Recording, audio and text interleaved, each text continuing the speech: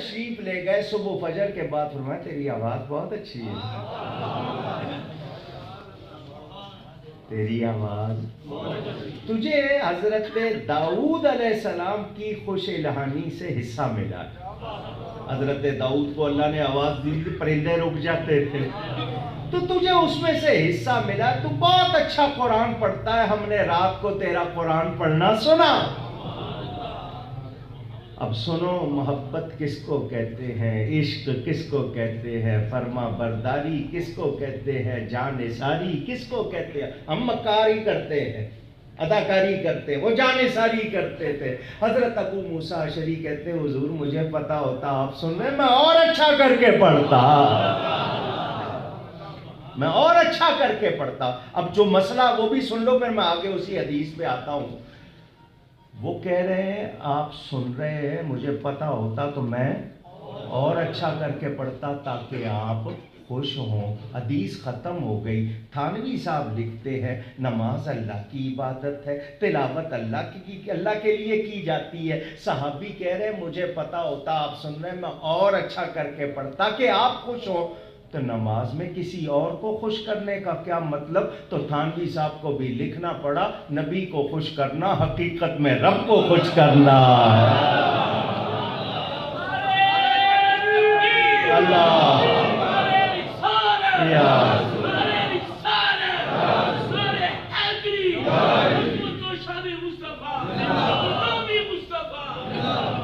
میرے نبی جیسا، سچی بات ہے نا؟ تو جھوم کے کہو سب سے اولا اعلیٰ ہمارا نبی، سب سے بالا والا میرے نبی جیسا۔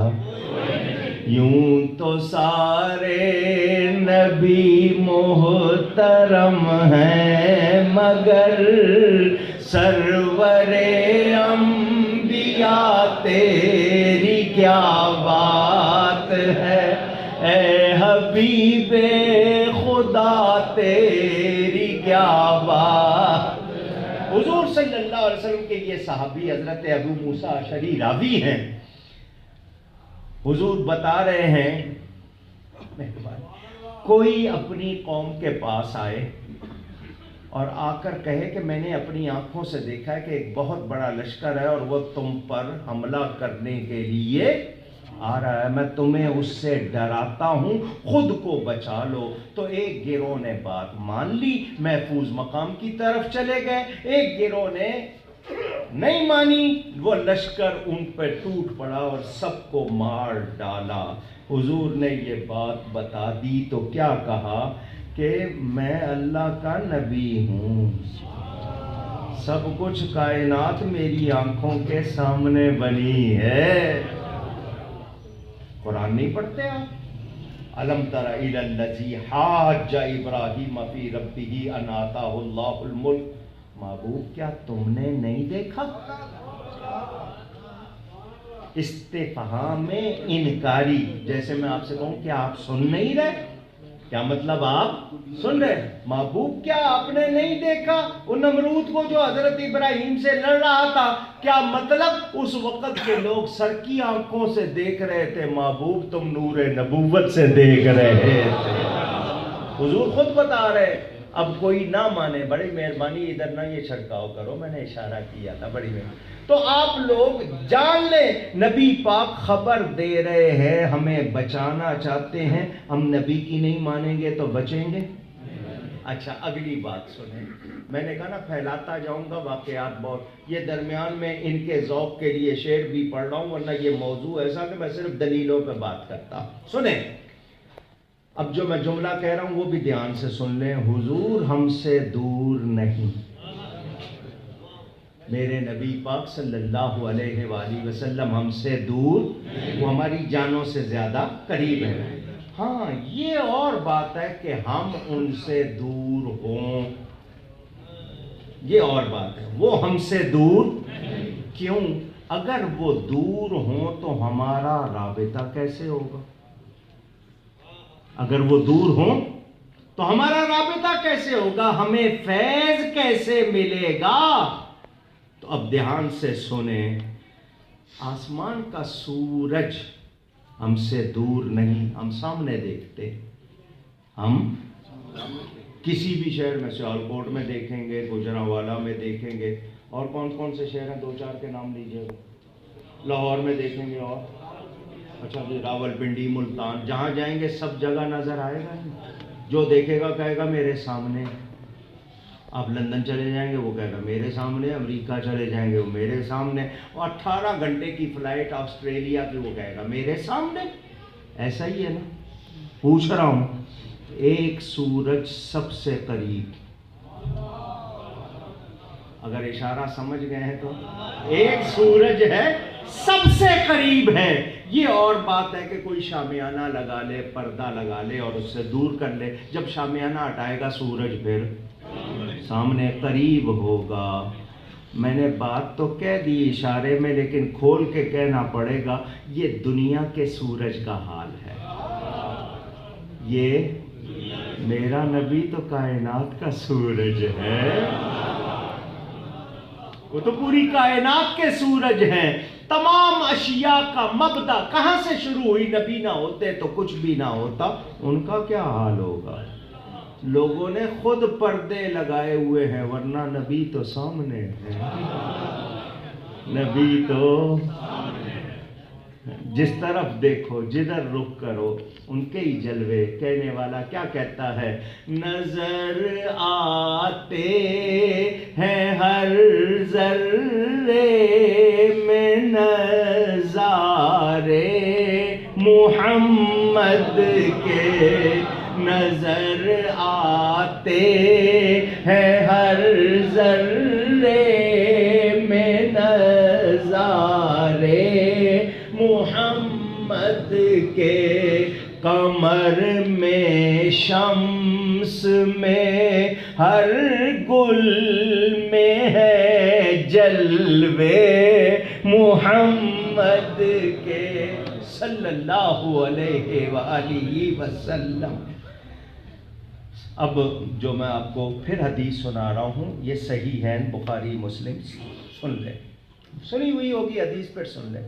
سورج کو گرہن لگا، سولر ایکلپس، حضور نے نماز پڑھنی شروع کی، کیونکہ ہمیں حکم ہے چاند گرہن، سورج گرہن پہ نماز پڑھو، تماشا نہیں ہے کہ اس کو دیکھو، نماز پڑھو۔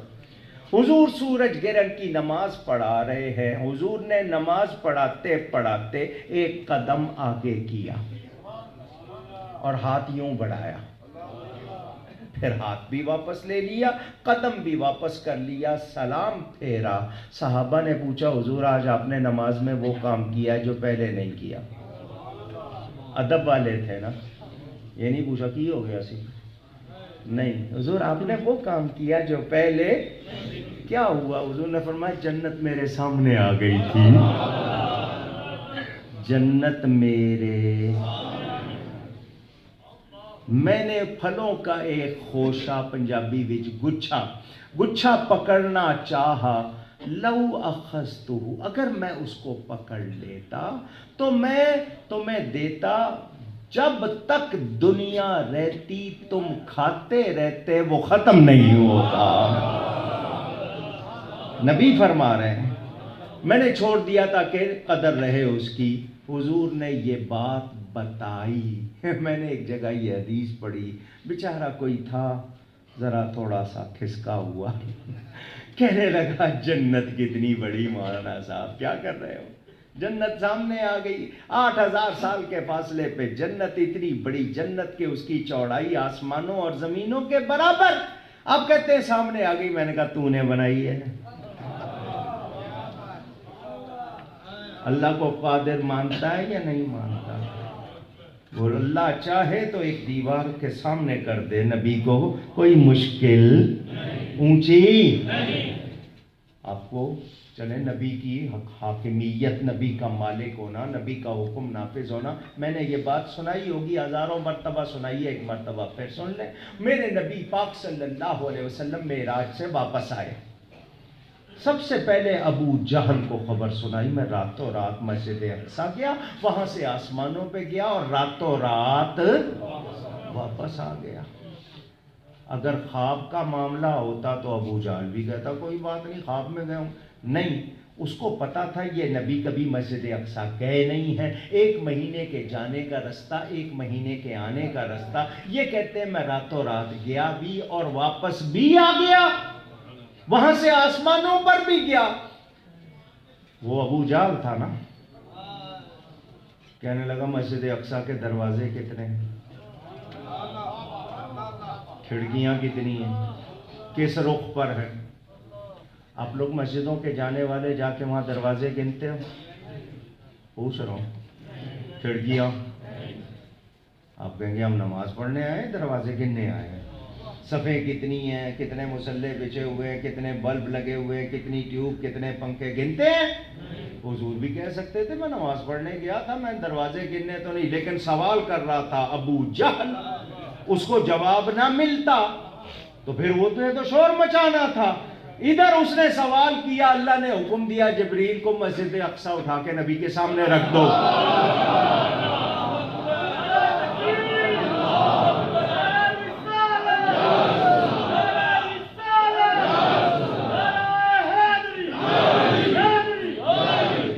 اور یہ پلر یہاں سے اٹھانا ہو تو مسئلہ ہوگا، پوری مسجد جبریل نے لا کے نبی کے سامنے رکھ دی۔ حضور دروازے دیکھتے جاتے ہیں، بتاتے جاتے ہیں۔ وہ رب جنت بھی نبی کے سامنے لا سکتا ہے یا نہیں لا سکتا؟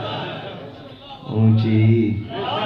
اچھا، اس حدیث میں یہ ذکر ہے، حضور نے فرمایا دوزخ بھی میرے سامنے کی گئی، بعد میں ادھر جنت دکھائی گئی، دوزخ بھی، تو حضور پیچھے ہٹ گئے۔ حضور نے فرمایا مجھے اس کی تپش گرمی محسوس ہوئی، پیچھے ہٹ گئے۔ لوگوں نے کہا دیکھو جی گرمی محسوس ہوئی تو آگے پیچھے ہٹ گئے، جل جاتے کہ انہوں نے جو تبصرے کرنے تھے کہ یہ میں ان کے الفاظ نہیں بولتا، میں نے کہا نبی اس لیے پیچھے ہٹ گئے کہ جہنم بجھ نہ جائے۔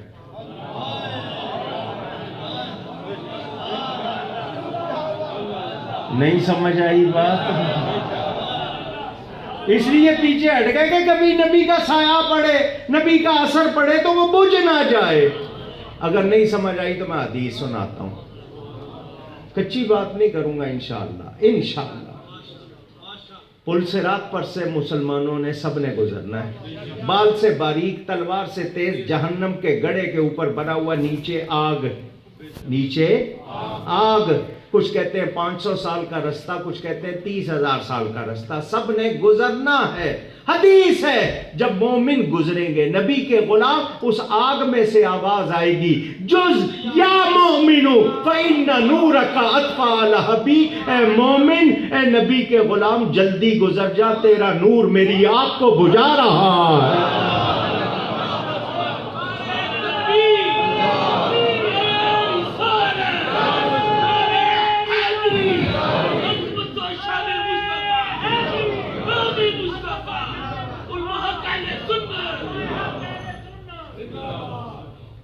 کاش تم میرے نبی کو پہچانتے، پورا تو ہم بھی نہیں جانتے، تھوڑا سا پہچانتے، تھوڑا سا، اور تھوڑا سا پہچان کے کیا کہتے ہیں، سب سے اولا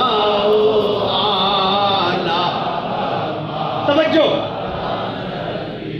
ایک صاحب نے کہا یہ جو نبی کو جنت دکھائی گئی تھی یہ مثالی صورت تھی، حقیقت نہیں تھی۔ میں نے اسے کہا تو میرے سامنے حقیقت میں کھڑا ہے یا مثالی صورت میں کھڑا ہے؟ سوال کرنے والے تجھے نبی پہ اعتراض، اگر حضور فرما رہے ہیں کہ وہ جنت میرے سامنے آئی تو وہ حقیقت میں تھی۔ میں نے کہا کاغذ پہ انگور کی شکل بنا اور کھا، صورت ہے نا، مثالی صورت ہے، کھا۔ کہتا جی وہ کیسے کھائی جائے گی؟ میں نے کہا وہ اصلی جنت تھی، مثالی صورت، مگر تمہاری سمجھ میں اس لیے نہیں آئے گا کہ تم نے وہاں جانا نہیں ہے۔ اور ہم کہتے ہیں ہم رسول اللہ کے جنت رسول اللہ۔ یہ بھائی رشید صاحب بیٹھے ہیں یہاں، مدینہ منورہ کی مسجد نبوی میں مجھے ملے تھے اور کہنے لگے آج سے ہم بھائی. اس کے بعد ان کو میں یاد نہیں رہا. بہرحال محبت سے بیٹھے ہیں یہاں پر. بات کرنے لگا ہوں میں آپ کو ذرا سمجھا دوں. جو لوگ نبی کے بارے میں شبہ کرتے ہیں، اعتراض کرتے ہیں، ان کے پاس عقل. حضرت سیدنا بابا فرید الدین مسعود گنج شکر رضی اللہ تعالی عنہ 5 محرم کو وہاں پر بہشتی دروازہ کھلتا ہے. عقیدت مند حق فرید یا فرید کے نعرے لگا کے گزرتے ہیں. آپ کو شاید پتا ہو کہ وہ بہشتی دروازہ کیسے بنا، وہ تفصیل اگلا جلسہ کو بلانا پورا، پھر اس میں بتاؤں گا انشاءاللہ. حضرت سیدنا خواجہ نظام الدین اولیاء محبوب الہی فرماتے ہیں میں نے دیکھا نبی پاک کو حضور بابا صاحب کے روضے پر آئے، ایک دروازے سے داخل ہوئے، دوسرے سے نکل گئے. فرمایا جو اس میں آ جائے گا امن میں آ جائے گا. اس دن سے اس کا نام بہشتی دروازہ ہو گیا. پہلے 1 رات کھلتا تھا، پھر ہجوم زیادہ 2 اب 5-6 راتیں کھلتا ہے، لوگ جاتے ہیں. ایک بندہ بہشتی دروازہ گزر کے آیا تو آگے دوسرا کھڑا تھا. سمجھدار لوگ. اس نے آگے بڑھ کر جو بہشتی دروازہ گزر کے آیا تھا نا، اس کے کپڑے سونگھنے شروع کر دیے. کہا کیوں سونگھ رہے ہو؟ اس نے کہا جی حدیث میں آیا بہشتیوں کے کپڑوں سے خوشبو آئے گی، تو بہشتی دروازہ گزر کے آیا ہے تو میں سونگھ رہا ہوں، خوشبو ہے یا نہیں؟ وہ تھا سنی. اس نے کہا خوشبو آ رہی ہے، خوشبو آتی ہے مگر سنی کو آتی ہے، جنتی کو آتی ہے دوزخی کو. سمجھ گئے نا بات؟ انہوں نے ماننا. ہم اپنے نبی کی شان کہیں، ان کو اچھی نہیں لگتی. کیسے لوگ ہیں یہ؟ کیسا ایمان ہے ان کا؟ مومن تو کیا کہتا ہے، میں دل و جان سے ان پہ قربان. اگر ان کی محبت تعظیم نہیں تو ایمان نہیں. اور سنیں اگلا معنی بھی سن لیں آپ، اس سے اگلا معنی بھی وہ بھی آپ کو سنا دوں. ایک معنی اور اس آیت کا وہ یہ کہ